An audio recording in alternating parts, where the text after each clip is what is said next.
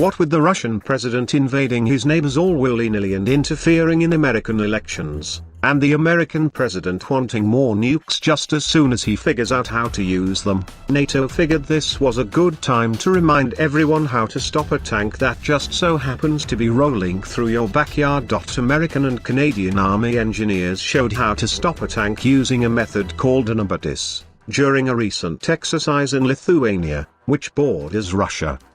The use of an abatis is thought to date back to the Roman Empire, and since then it's primarily served as an anti-personnel defensive device. Knock down a whole bunch of trees with their sharpened branches facing outwards, and all of a sudden you have a pretty effective defensive structure. But if you make an abatis out of a massive, tangled web of whole trees, you can stop a lot more than just enemy infantry. You can slow down an entire column of tanks. Of course, there are ways around it. Mostly, you could just drive around it, if there's another route or the surrounding forest isn't too thick. And you can also just get rid of it by burning everything in sight.